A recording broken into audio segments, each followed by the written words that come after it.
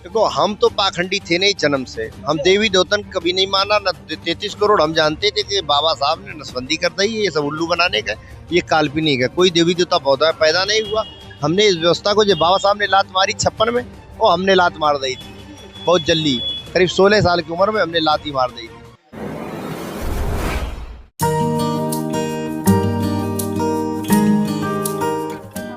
रात के लगभग 9 बजे हैं और मेरी उपस्थिति है इस समय बोध गया के दुमान चौक पर। मेरे पीछे पीले रंग का गेट देख रहे हैं, ये दुमान है।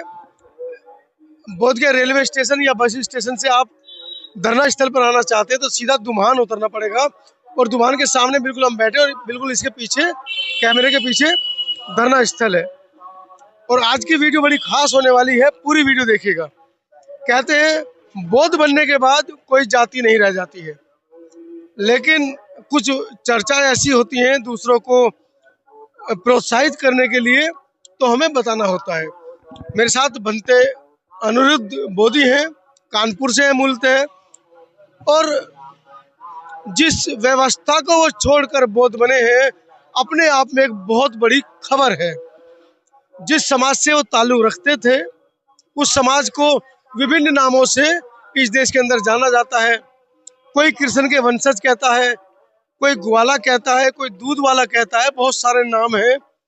ओबीसी जो हमारा समाज है उसके अंदर एक जाति है यादव। बौद्ध बनने से पहले वो यादव थे और अब वो पूर्णतः बौद्ध हैं। बंते जी, ऐसा क्या हुआ कि आपने श्री कृष्ण और राधा मैया को छोड़कर तथागत बुद्ध की शरण पकड़ ली? हमारा नाम बनते अनिरुद्ध बोधी है। मैं कानपुर देहात का रहने वाले, जहाँ की कर्म भूमि परियाल ललई सिंह यादव की रही, रामस्वरूप वर्मा की रही।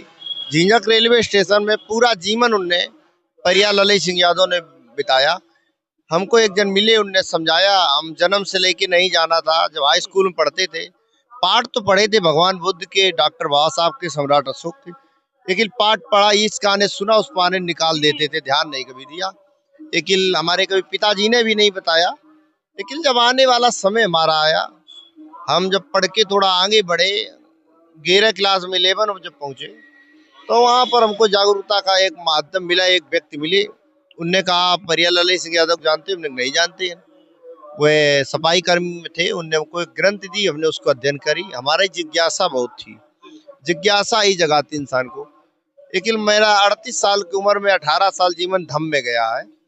हमने राधा मैया की जो आपने बात करी, कृष्ण की बात करी, उसमें हमने इसलिए वहां से हटे। हम वहां अगर भाई जब हम बात करते थे कि यार पुरोहित बड़ा छोटा कैसे कोई, तो करे तुम पुरोहित बात कर रहे, भगवान कृष्ण ने पुरोहित के 5 हुए थे, तो हमने किस व्यवस्था को भी लात मारना चाहिए।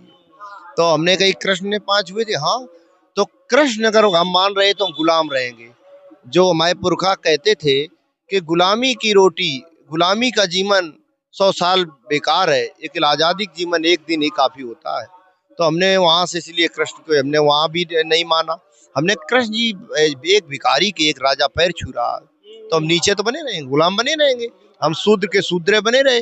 तो हमारे पुरखा राजा थे, सम्राट अशोक होए, चंद्रगुप्त मौर्य होए, सम्राट हर्षवर्धन, और बहुत राजा महाराजा हुए हैं, और डॉक्टर बाबा साहब जो हमको संविधान दिया।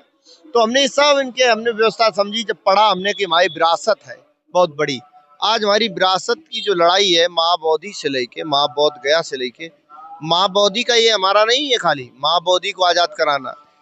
84,000 जो सम्राट अशोक ने बुद्ध विहार बनाए, उनको आजाद कराने के लिए हम लड़ाई लड़ रहे हैं। लंबी, छोटी मोटी नहीं लड़ाई, बड़ी लड़ाई है।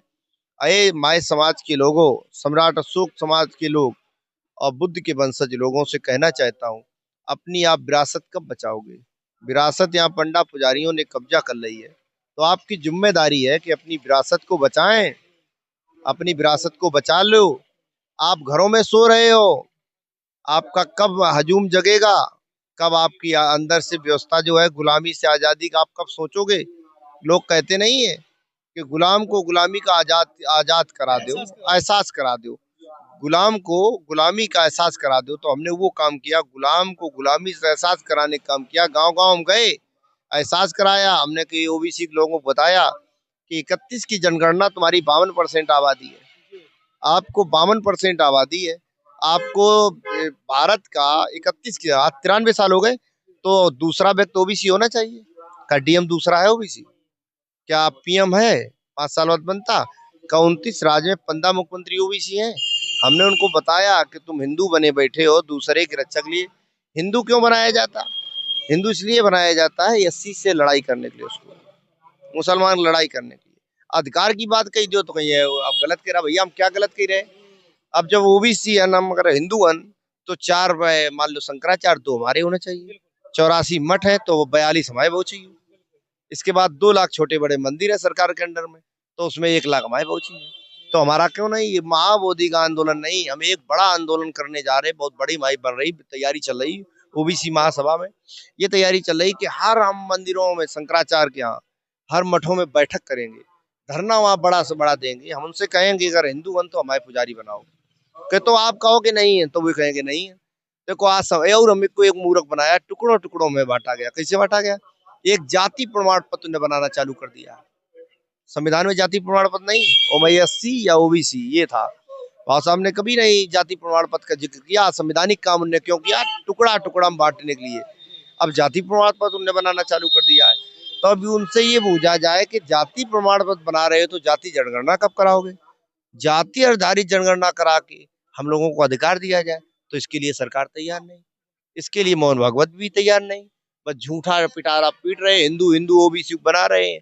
खाली हिंदू इसलिए बना रहे अपनी रोजी रोटी बचाने के लिए। अच्छा बंदे जी, मैं ये जानना चाह रहा हूँ कि जब आपने कृष्ण जी का रास्ता छोड़कर बुद्ध जी का रास्ता अपनाया तो आपके समाज की, आपके परिवार की क्या प्रतिक्रिया रही? क्योंकि वो तो पूरा ढोंग पाखंड, हिंदू को ब्राह्मण को अपना बाप समझना, ये सारी प्रक्रियाएं हजारों वर्षों से चलती आ रही हैं। देखो हम तो पाखंडी थे नहीं जन्म से। हम देवी देवतन कभी नहीं माना, न 33 करोड़। हम जानते थे कि बाबा साहब ने नसबंदी कर दी है, ये सब उल्लू बनाने का, ये काल्पनिक है। कोई देवी देवता पौधा पैदा नहीं हुआ।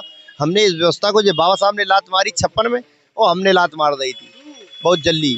करीब 16 साल की उम्र में हमने लात ही मार दी थी। मैं कभी नहीं माना है कि घर में तो पाखंड था, ये तो मानेंगे। पिताजी मैं अच्छे घराने से रहे, थोड़ी जिम्मेदारी प्रथा भी रही, मजबूत थे, तो उनको घमंड था। तो यहाँ आते थे उनके दोस्त जो थे, एक बस्ती जी कहते थे आप नंबरदार हो। हाँ कहा नंबरदार हो, कितने अच्छे घराने के आपका लड़का है, कैसी बात कर रहा है? तो ये तो बात की एससी की है, एससी में खासकर जाटों की। हम जाटों कह रहे, वो जासूचिक शब्द बरतता था, हम कहना नहीं चाहते। तो कहता जी तो जाटों का काम है यार, और ये तुम्हारा लड़का इनको बैठा रहा है पास में खटिया, तुम राजा रहे ये नीच को, ऐसे कहता था। भड़का, मतलब कान भरते थे? कान भरता था, इसे चढ़ा देता था खजूर पे के गिर पड़ो तो मर जाओ, जाने न बचे। पिताजी को मैं भड़काता था बहुत, पिताजी भाई गुस्सा भी रहते थे तो बहुत गलत बात। लेकिन धीरे धीरे हमने अपने घर में भाई बंद को सबको समझाया, धर्म के रास्ता पे लाए। बुद्ध के सिवा कोई रास्ता अच्छी नहीं है।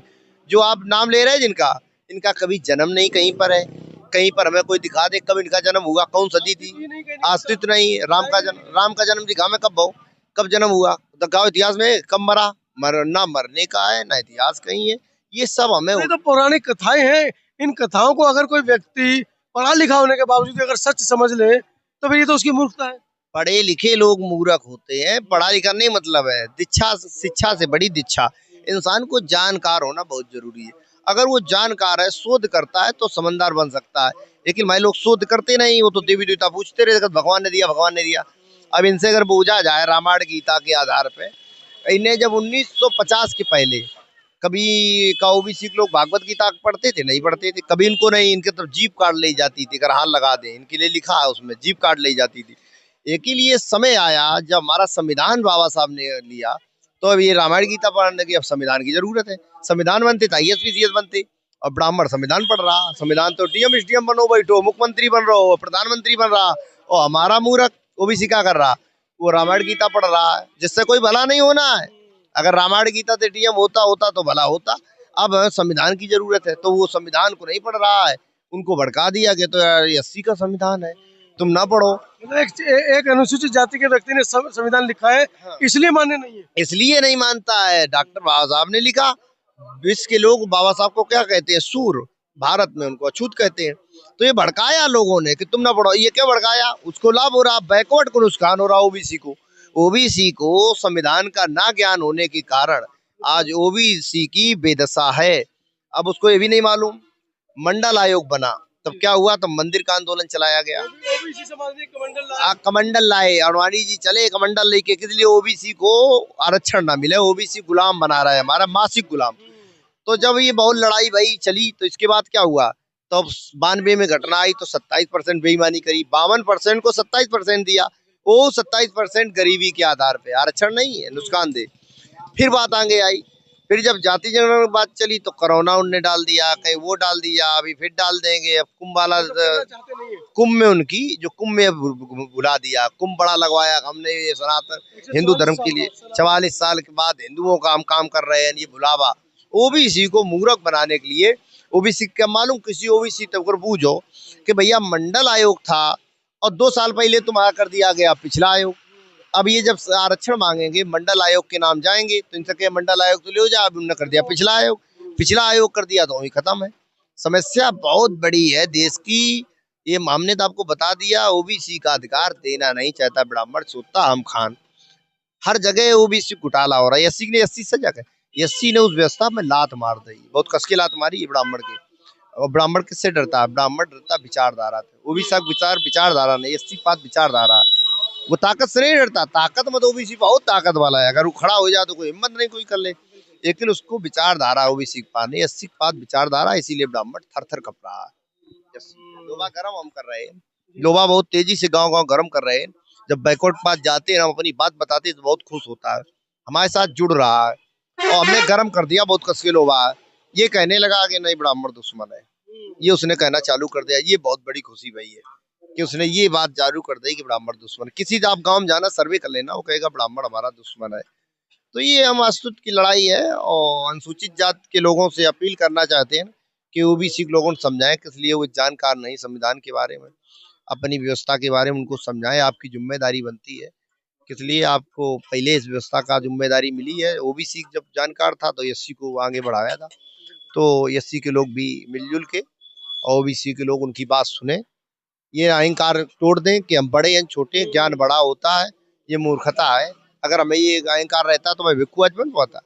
हमने ये तोड़ा कि नहीं, हमें किसी सीखना है, तो आज भी सीखना चाहिए। ये कृष्ण की राह, राम की राह, देवी दुर्गा दुनिया जो बताया। अभी हम महाबोधि टेम्पल में गए, अब माए लोगों की 4 की संख्या है कि वहां पर दबाव रखते हुए वे वहां दबाए रखते हैं, कस के दबा देते हैं, अरे तू बार चुप बैठ, तो वहां पर जो 4 और माए बौद्ध है उनको भी दबाए रहते हैं, समझ लो। तो वहां पर 4 जो हैं, अब हम देख के आए, वहां पर एक तो पचपंडवा बना दे, शंकरवा गणेशवा की मूर्ति बनाई है, बाहर भी उनने धीरे धीरे, अभी 4-5 दिन पहले नहीं थी, बाहर एक लगाई है, धीरे से वो खुदाई करके उसे बढ़िया को गोंद के, बढ़िया को कारीगर को पैसा कमी नहीं। जो आपके 4 बनते बैठे वो भी उन्हीं के रास्ते में भाई रेड रन के मारे, भाई भी था बेचारे। तो हमें लड़ाई लंबी लड़ना है, ये ब्राह्मण के खिलाफ विचार की लड़ाई है, वो लंबी छोटी मोटी नहीं है। तो प्रोफेसर मनोज जी, मैं ये कहना चाहता हूँ आपके चैनल के माध्यम से कि आपने इतनी बड़ी आवाज हम लोगों की उठाई, इसके लिए आपको बहुत बहुत साधुवाद देता हूँ। और भी कोई जो प्रश्न हो अगर तो पूछो तो बताएंगे। भंते जी ने जो बातें बताई हैं और जो सवाल थे मेरे, और उन सवालों के अंदर से भी भंते जी ने सवाल निकाल दिए हैं कि हमारा हाथी जैसा ओबीसी समाज अगर जागरूक हो जाए, 31 की जनगणना में 51% बताया गया, और इतने वर्षों बाद, लगभग 2-3 दशक बाद, तो मुझे लगता है कि उसकी संख्या बड़ी ही होगी, 51 की जगह 65 या 70 हो गई होगी। तो अपने अधिकार के बारे में आप कब जागेंगे?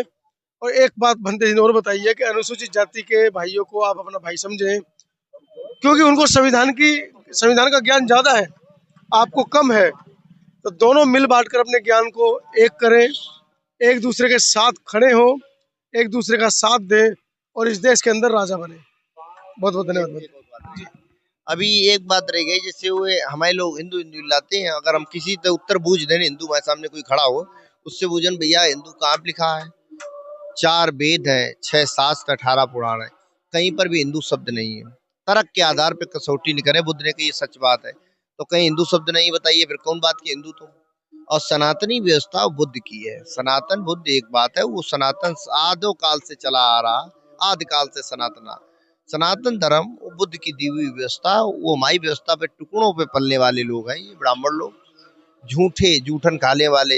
हम तो कहते हैं, हम लोगों से कहेंगे मुसलमान, साईं मुसलमान था साईं बाबा, उसके टुकड़े पल रहा, और दूसरे कहते कि बौद्धों को टुकड़े पड़ रहा, बौद्धों को कहता है। लेकिन हमने अभी संत जी के भाषण सुने थे, संत नहीं है, कोई कपड़ा पहनने संत नहीं होता है। ये संत नहीं, आतंकवादी है। जितने ये ढोल पीट रहे हैं, जितने हैं आतंकवादी। 50 लाख सिर काटने के, थप्पड़ मार, बौद्ध भिक्षु को थप्पड़ मार के भगाओ, उसको इनाम देंगे, कोई तलवार निकाल रहा है, कहे से संत? ये संत नहीं, ये सब आतंकवादी हैं। ये लोग बेचारी हैं, आतंकवादी, अच्छे लोग हैं क्या? आतंकवादियों से सचेत रहना चाहिए। पुष्प शुक्ल ने जैसे कत्लेआम किए, वो हो गया समय, अब नहीं हो पाएगा। हम लोग सचेत हैं और हमारे लिए अब ये मालूम है बुद्ध की रास्ता है शांति। और अशोक ने तलवार चलाई थी, उनका भय था, भय खत्म होने के मारा हमारे सर कत्लेआम हुए। उसमें शुंग ने कत्लेआम हमारे पुरखों के किए। एक भिक्षु का सर काटने पे 100 मुद्रा देता था सोने की, और असरफियाँ सोने की मुद्रा, मान लो 100 सोने की मुद्रा देता था, असरफियाँ जिसको कहते हो। अब कहने का मतलब वहां पर सरयू नदी अब नाम पड़ गया। 60,000 भिक्षु काट काट घाघरा है इतिहास में, घाघरा को सरयू कर दिया सरों से।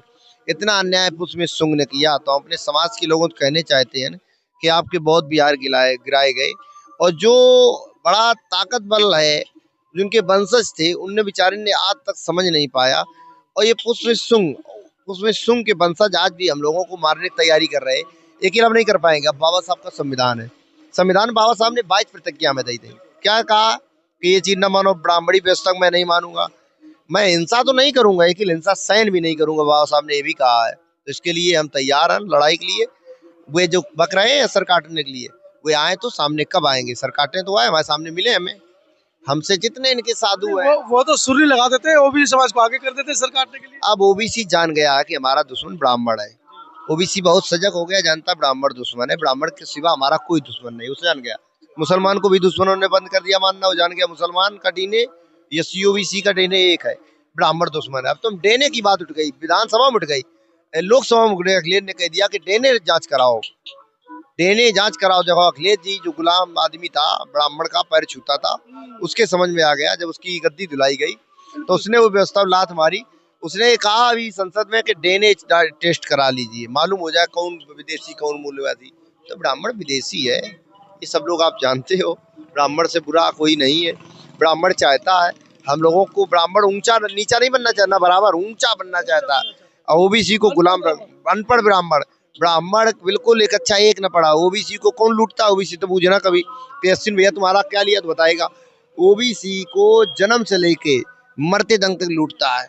ओबीसी शादी कराने जाता, उसको बेटी को गाली देता है, शुद्धि प्रथा कराता था। अब वो गणेश और वो माटी धलेता है, गलीज को हम लोगों को कहता है इनको ये साक्षी है। बताओ साक्षी हो गया? हमारा संविधान साक्षी है। संविधान से बढ़ के मिलिए कोई देवी देवता नहीं, कोई भगवान नहीं है। हमें 33 करोड़ की बाबा साहब नसबंदी करके गए थे, ऐसे देवी देवताओं को लात मारते हैं हम तो खाली।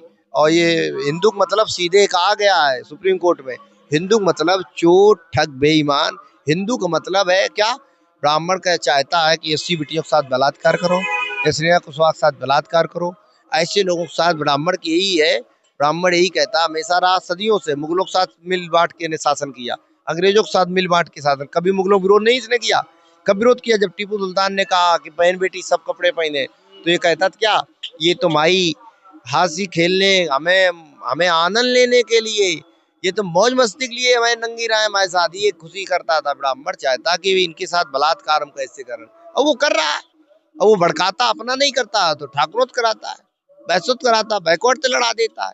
बैकवर्डों में अभी सब लोग जागरूक नहीं है, कि हम लोगों ने बीड़ा ठान लिया है कि हम पूरे बैकवर्ड को जगा देंगे बहुत जल्दी। नए बनते हैं हमारे संगे, काफी यंग बनते हैं, उनको हमने तैयार कर दिया है। उनने घर परिवार नहीं बसाया, बहुत तेजी से लड़ाई लड़ रहे हैं। ये चाहते हैं। समता दल टीवी को बहुत बहुत धन्यवाद। साथियों, कमेंट सेक्शन में बंते जी की बातों से कहाँ तक सहमत हैं जरूर अपनी राय लिखें। चैनल को सब्सक्राइब कर दें और वीडियो को लाइक कर दें, और ज़्यादा से ज़्यादा शेयर अपने ग्रुप में कर दें, जिससे कि वीडियो जन जन तक आप तक पहुंच जाए। क्योंकि इस वीडियो का मकसद किसी का दिल दुखाना नहीं है, किसी जाति धर्म को बुरा कहना नहीं है। ये सिर्फ उन लोगों की आंखें खोलने के लिए है जो लोग कहीं ना कहीं पाखंड अंधविश्वास में आज भी घिरे हुए हैं। धन्यवाद।